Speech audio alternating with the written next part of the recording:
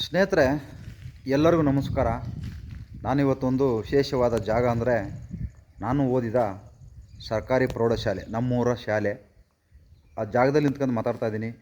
ವಿದ್ಯಾ ಕಲಿಸಿದ ಈ ಶಾಲೆ ಸರಸ್ವತಿ ಎಂಬ ಒಂದು ಅದ್ಭುತವಾದ ದೇವತೆ. ನಮಗೆ ಅದ್ಭುತವಾದ ಗುರುಗಳಿದ್ದರು. ಆ ಗುರುಗಳು ತುಂಬ ಅದ್ಭುತವಾದ ಪಾಠ ಹೇಳ್ಕೊಡ್ತಾಯಿದ್ರು. ನಿಜವಾಗ್ಲೂ ನಮಗಿರ್ತಕ್ಕಂಥ ಗುರುಗಳು ಇವತ್ತು ಇದರೆಲ್ಲ ಗೊತ್ತಿಲ್ಲ. ಆದರೆ ನಾವು ಕಂಡ ಮಟ್ಟಕ್ಕೆ ಅವತ್ತಿನ ಮೇಷ್ಟ್ರುಗಳು ಇವಾಗಿರೋದು ಭಾಳ ಕಡಿಮೆ.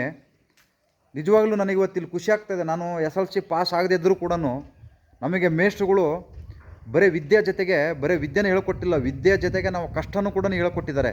ನಾವು ಯಾವ ಥರ ಬದುಕಬೇಕು, ಯಾವ ಥರ ಜೀವನ ಮಾಡಬೇಕು, ಯಾವ ಥರ ಪ್ರಶ್ನೆ ಮಾಡಬೇಕು, ನೀವು ಯಾವ ಥರ ಭಾಳ ಬದುಕಬೇಕು ಅನ್ನೋದು ನಮಗೆ ಹೊಡೆದು ಪಾಠ ಹೇಳ್ಕೊಟ್ಟಿದ್ದರು ನಮಗೆ ಮೇಷ್ಟ್ರುಗಳು. ಭಾಳ ನಿಜವಾಗ್ಲೂ ಈ ವಿದ್ಯಾ ದೇವತೆ, ಸರಸ್ವತಿ ದೇವತೆ ಈ ಕಟ್ಟಡದ ಮುಂದೆ, ಈ ದೇವಸ್ಥಾನದ ಮುಂದೆ ನಿಂತ್ಕೊಂಡು ಮಾತಾಡ್ತಾ ಇದ್ದೀನಿ. ಆ ಶಾಲೆ ಅಂದರೆ ದೇವಸ್ಥಾನ ಇದ್ದಂಗೆ. ಆ ದೇವರ ಮುಂದೆ ಇವತ್ತು ನಿಂತ್ಕೊಂಡು ಮಾತಾಡೋಕ್ಕೆ ನನಗೆ ಭಾಳ ಖುಷಿ ಆಗ್ತಾಯಿದೆ. ಯಾಕಂದರೆ ನನ್ನೂರಿಗೆ ಬಂದು ನನ್ನ ಶಾಲೆ ಮುಂದೆ, ನಾನು ಕಲ್ತಿರ್ತಕ್ಕಂಥ ವಿದ್ಯಾಮಂದಿರದ ಮುಂದೆ ಬಂದು ನಿಂತ್ಕೊಂಡು ಮಾತಾಡ್ತಾ ಇದ್ದೀನಿ ಅಂದರೆ, ನಾನು ಇದನ್ನು ಇಡೀ ಕರ್ನಾಟಕ ತುಂಬ ತೋರಿಸ್ತೀನಿ ಅಂದರೆ ಇದು ಕೂಡ ಒಂದು ಭಾಳ ಖುಷಿ ನನಗೆ. ಯಾಕಂದರೆ ನಾವು ಓದುವ ಟೈಮಲ್ಲಿ ಈ ಥರ ಫೋನ್ಗಳು ಏನು ನೆಟ್ ಗಿಟ್ಟು ಯಾವುದು ಇರಲಿಲ್ಲ, ನಮಗೇನು ಗೊತ್ತಿರಲಿಲ್ಲ.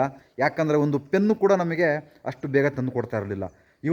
ಈಗ ನಾನು ವಿಚಾರ ಏನಪ್ಪ ಹೇಳ್ತಾ ಇದ್ದೀನಿ ಅಂದರೆ, ಇವತ್ತಿನ ಮಕ್ಕಳು ಯಾವ ಥರ ಯಾವುದಕ್ಕೆ ಅಡಿಟ್ ಆಗಿದ್ದಾರೆ, ಯಾವ್ದು ನೋಡ್ತಾ ಇದ್ದಾರೆ, ಏನಕ್ಕೆ ಫಿಕ್ಸ್ ಆಗ್ಬಿಟ್ಟಿದ್ದಾರೆ. ಇವತ್ತಿನ ಮಕ್ಕಳು ಮುಂದಿನ ಬೆಳವಣಿಗೆ, ಮುಂದಿನ ಭವಿಷ್ಯ ಇದೆಯಲ್ಲ ಅವ್ರದ್ದು, ಭಾಳ ಚಿಂತಾಜನಕವಾಗಿದೆ. ಅದಕ್ಕೆ ಕಾರಣ ತಂದೆ ತಾಯಿಗಳೇ. ಯಾಕಂದ್ರೆ ನಾವು ಹೆಂಗಿದ್ವಿ ಅದನ್ನು ಮರ್ತುಬಿಟ್ಟು ನಾವು ಮಕ್ಕಳಿಗೆ ಹೇಳ್ಕೊಡ್ತಾ ಇರೋದೇನಪ್ಪ ಅಂದರೆ, ನಾವು ಕಷ್ಟ ಬಿದ್ದೀವಿ, ನಮ್ಮ ಮಕ್ಕಳು ಕಷ್ಟ ಬೀಳಬಾರ್ದು. ಮತ್ತು ಇನ್ನೇನಕ್ಕೆ ಶಾಲೆ ಕಳಿಸ್ತೀರ, ಬಿಡಿಸ್ಬಿಡಿ ಬೇಡ. ಯಾಕೆ ಅವ್ರು ಕಷ್ಟ ಬಿದ್ದು ತಾನೇ ಓದ್ತಾ ಇರೋದು. ಸುಮ್ಮನೆ ಓದ್ತಾರ, ಸುಮ್ಮನೆ ಪಾಸ್ ಆಗ್ತಾರ. ಎಷ್ಟೊಂದೆಲ್ಲ ಓದಿ, ಎಷ್ಟೊಂದೆಲ್ಲ ಅದನ್ನು ತಲೆಯಲ್ಲಿ ಇಟ್ಕೊಂಡು ಬರೆದು ಪಾಸ್ ಆಗಬೇಕಲ್ವಾ. ನಾವು ಕಷ್ಟ ಬಿದ್ದಿದ್ದೀವಿ, ನಮ್ಮ ಮಕ್ಕಳು ಕಷ್ಟ ಬೀಳಬಾರ್ದು, ಚೆನ್ನಾಗಿ ಓದಬೇಕು ಅಂತಂದು ಹೇಳಿ ತಮ್ಮ ತಂದೆ ತಾಯಿಗಳು ಎಲ್ಲ ಪಾಪ ಕಷ್ಟ ಬಿದ್ದು ಸೋಲ ಮಾಡಿ ಆದ್ರೂ ತಮ್ಮ ಹತ್ರ ದುಡ್ಡು ಇಲ್ಲದೇ ಇದ್ದರೂ ಕೂಡ ಇವತ್ತು ಸರ್ಕಾರಿ ಶಾಲೆ ಬಿಟ್ಟು ಖಾಸಗಿ ಶಾಲೆಗಳಿಗೆ, ಮಂತ್ರಿಗಳು MLAಗಳು ಇರ್ತಲ್ಲ ಅಂಥ ಶಾಲೆಗಳಿಗೆ ಸಾಲ ಮಾಡಿ, ಬಡ್ಡಿ ಸಾಲ ತಂದು ತಮ್ಮ ಮಕ್ಕಳನ್ನ ಸೇರಿಸ್ತಾ ಇದ್ದಾರೆ ಶಾಲೆಗಳಿಗೆ, ಸರ್ಕಾರಿ ಶಾಲೆ ಬಿಟ್ಟು.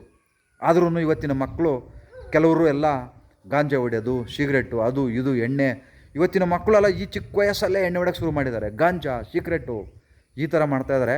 ಇದರಲ್ಲಿ ಮುಖ್ಯವಾದ ವಿಚಾರ ಏನಪ್ಪ ಅಂದರೆ, ಇವತ್ತಿನ ಸರ್ಕಾರಗಳು, ಇವತ್ತಿನ ರಾಜಕೀಯ ನಾಯಕರು ನಮ್ಮ ಕರ್ನಾಟಕದಲ್ಲಿ 228 ಜನ ಶಾಸಕರಿದ್ದಾರೆ, 24 ಜನ ಶಾಸಕರಿದ್ದಾರೆ, 28 ಜನ ಸಂಸದರಿದ್ದಾರೆ.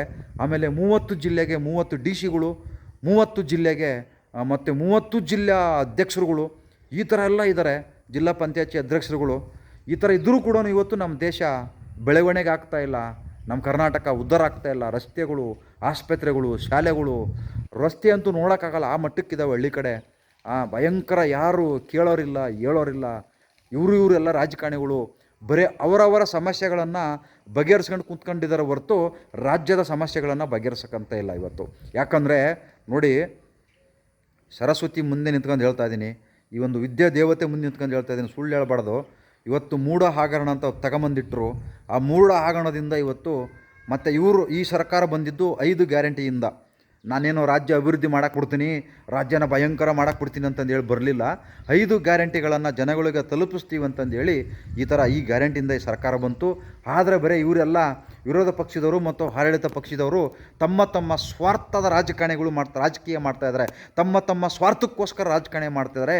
ತಮ್ಮ ಸೀಟನ್ನು ಭದ್ರಪಡಿಸ್ಕೊಳ್ಳೋಕ್ಕೋಸ್ಕರ ರಾಜಕೀಯ ಮಾಡ್ತಾಯಿದ್ದಾರೆ ಹೊರತು ರಾಜ್ಯದ ಅಭಿವೃದ್ಧಿಗೋಸ್ಕರ ಹೋಗಲಿ, ತಮ್ಮ ಕ್ಷೇತ್ರದ ಅಭಿವೃದ್ಧಿಗೋಸ್ಕರನೂ ಕೂಡ ಈ 224 ಶಾಸಕರಲ್ಲಿ ಯಾರು ಕೂಡ ತಲೆ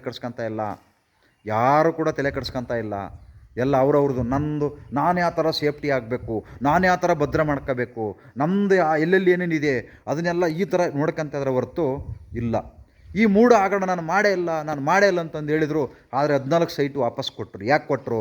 ತಪ್ಪು ಮಾಡದೇ ಇರೋರು ವಾಪಸ್ ಯಾಕೆ ಕೊಡಬಾರ್ದಾಗಿತ್ತು. ತಪ್ಪು ಮಾಡಿಲ್ಲ ಅಂದರೆ ಅಲ್ಲಿ ನಾನು ಮಾಡಿಲ್ಲ ಅಂತಂದೇಳಿ ಜಯಿಸ್ಕೋಬೇಕಾಗಿತ್ತು. ಈಗ ಇವರು ಆ ಮೂಢ ಹಗರಣ ಒಂದು ಕಡೆ ಸೈಡಿಗೆ ತಳ್ಳೋಕ್ಕೆ, ಆ ಕೊರೋನಾದಲ್ಲಿ ಯಾವುದೋ ಕೋವಿಡ್ ಏನೇನೋ ಇದ್ವಲ್ಲ ಅವನ್ನೆಲ್ಲ ಈಗ ತಗೊಂಬಂದಿಟ್ಟಿದ್ದಾರೆ. ಅಂದರೆ ಇದನ್ನು ಮುಚ್ಕೊಳ್ಳೋಕ್ಕೆ, ಈ ಏನು ಮೂಢ ಹಗರಣವನ್ನು ಮುಚ್ಕೊಳ್ಳೋಕ್ಕೆ ಇವರು ಒಂದಲ್ಲ ಒಂದು ಎಲ್ಲ ಹಳೆವೆಲ್ಲ ತೆಗಿತಾ ಇದ್ದಾರೆ. ನೋಡಿ, ಕೊರೋನಾದಲ್ಲಿ ವಿರೋಧ ಪಕ್ಷದ ನಾಯಕರು ಇವರೇ ಆಗಿದ್ದರು. ವಿರೋಧ ಪಕ್ಷದ ಕಾಂಗ್ರೆಸ್ ಪಕ್ಷ ಇತ್ತು ಅವಾಗ ವಿರೋಧದಲ್ಲಿ. ಏನಪ್ಪ ಅಂದ್ರೆ ಇವರು ಕೂಡ ಅಯ್ಯೋ ವ್ಯಾಕ್ಸಿನ್ ಇಲ್ಲ, ಅಯ್ಯೋ ಕಿಟ್ ಇಲ್ಲ, ಕೋವಿಡ್ ಕಿಟ್ ಇಲ್ಲ, ಅದು ಇಲ್ಲ ಅಂತಂದು ಇವರೇ ಬಾಯ್ ಬಡ್ಕೊಂಡಿದ್ರು. ಅವಾಗ ಅವ್ರು ತರಿಸ್ಕೊಂಡಿದ್ರು. ಯಾವುದೇ ಕಾರಣಕ್ಕೂ ಈ ಏನು SIT ಇದಕ್ಕೋಸ್ಕರನೇ ಒಂದು SIT ಮಾಡಿದಾರಲ್ಲ, ಈ ಕೇಸಲ್ಲಿ ಇವ್ರು ಗೆಲ್ಲಕ್ಕಾಗಲ್ಲ ಸರ್ಕಾರದವರು. ಯಾವುದೇ ಕಾರಣಕ್ಕೂ ನೀವು ಗೆಲ್ಲಕ್ಕೆ ಆಗಲ್ಲ ಇದರಲ್ಲಿ. ಯಾಕಂದರೆ ಅದ್ಭುತವಾದ ಅಲ್ಲಿ ಎಲ್ಲ ಕಲೆ ಇಟ್ಕೊಂಡು ಇದ್ದಾರೆ ಅವರು. ಈ ಸರಸ್ವತಿ ಮುಂದಿತ್ಕೊಂಡು ಹೇಳ್ತಾ ಇದ್ದೀನಿ, ನೀವು ಆಡಳಿತ ಪಕ್ಷ ಎದುರು ಕೂಡ ನೀವು ಇದರಲ್ಲಿ ಗೆಲ್ಲಕ್ಕಾಗಲ್ಲ, ಚಾನ್ಸೇ ಇಲ್ಲ ಇದರಲ್ಲಿ ಕೋವಿಡ್ ವಿಷಯದಲ್ಲಿ. ಯಾಕಂದರೆ ಆವಾಗ ನೀವಿದ್ರಿ, ಅಯ್ಯೋ ಇಲ್ಲಿ ವ್ಯಾಕ್ಸಿನ್ ಇಲ್ಲ, ಅಯ್ಯೋ ಇಲ್ಲಿ ಕಿಟ್ ಇಲ್ಲ, ಅದು ಇಲ್ಲ, ಇದಿಲ್ಲ ಅಂತಂದು ಹೇಳಿ ಎಲ್ಲ ಅವರು ಸ್ಟಾಕ್ ಮಾಡ್ಕೊಂಡಿದ್ರು. ತರಲೇಬೇಕು, ಎಲ್ಲ ಸ್ಟಾಕ್ ಮಾಡ್ಕೋಬೇಕ್ರಿ. ಸರ್ಕಾರ ತಗೊಂಬರುತ್ತೆ, ಅವ್ರದ್ದೇ ಸರ್ಕಾರ. ಮಾಡಲಿಲ್ಲ ಅಂದ್ರೂ ಅಯ್ಯೋ ಮಾಡಲಿಲ್ಲ ಅಂತಂದು ಹೇಳ್ತಿದ್ರಿ, ಮಾಡಿದರೆ ತಂದು ಸ್ಟಾಕ್ ಮಾಡ್ಕೊಂಡೆಲ್ಲ ಮಾರ್ಕೊಂಬಿಟ್ರು ಅಂತ ಹೇಳ್ತಿದ್ರಿ. ಈ ಥರ ಎಲ್ಲ ಬರೀ ನೀವೇ ಕಿಚ್ಚಾಡ್ಕೊಂಡು ಕೂತ್ಕೊಂಡ್ರೆ ರಾಜ್ಯ ಅಭಿವೃದ್ಧಿ ಆಗುತ್ತಾ? ಬರೀ ನೀವೇ ಹೊಡೆದಾಡ್ಕೊಂಡು ಕೂತ್ಕೊಂಡ್ರೆ, ನೀವೇ ಕೇಸ್ ಆಡ್ಕೊಂಡು ಕೂತ್ಕೊಂಡ್ರೆ, ನೀವೇ ಹಿಂಗೆ ಮಾಡ್ಕೊಂಡು ಕೂತ್ಕೊಂಡ್ರೆ ಮತ್ತೆ ಇನ್ಯಾಕ್ರಿ ಗೆಲ್ಲಬೇಕು? ನೀವು ಯಾಕ್ರಿ ಗೆಲ್ಲಬೇಕು? ನೀವು ಯಾಕ್ರಿ ಅಧಿಕಾರದಲ್ಲಿರಬೇಕು? ನೀವು ಯಾಕ್ರಿ ಅಧಿಕಾರ ಆಳಬೇಕು? ಇನ್ನೇನಕ್ರಿ ಬೇಕು ನಮಗೆ ಇಂಥ ನಾಯಕರುಗಳು? 224 ಜನ ಏನಕ್ಕಪ್ಪ ಎಲ್ಲ ನೀವೆಲ್ಲ ಗೆದ್ದಿದ್ದೀರಾ? ಯಾರಾದರೂ ಒಬ್ಬರಾದ್ರೂ ರಾಜ್ಯದ ಬಗ್ಗೆ, ಈ ಕಡೆ ನಮ್ಮ ಉತ್ತರ ಕರ್ನಾಟಕದ ಬಗ್ಗೆ ಅಂತೂ ಯಾರೂ ತಲೆ ಕೆಡಿಸ್ಕೊಂತ ಇಲ್ಲ.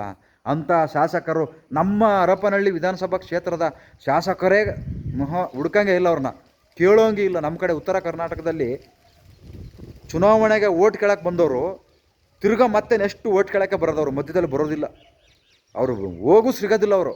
ಅಂಥ ಶಾಸಕರನ್ನು ನಮ್ಮ ಕಡೆ ನಾವು ಆಯ್ಕೆ ಮಾಡ್ಕೊಳ್ಳೋದು. ನಮಗೆ ಕೈ ಸಿಗೋಂಥ ಶಾಸಕರನ್ನು ಇದುವರೆಗೂ ನಾವು ಆಯ್ಕೆ ಮಾಡ್ಕೊಂಡಿಲ್ಲ. ಇವಾಗೆಲ್ಲ ಈಗಲಿಂದಲ್ಲ, ನಾವು ಚಿಕ್ಕ ಹುಡುಗರಿದ್ದಾಗಲಿಂದ ನೋಡ್ತಾ ಇದ್ದೀವಿ.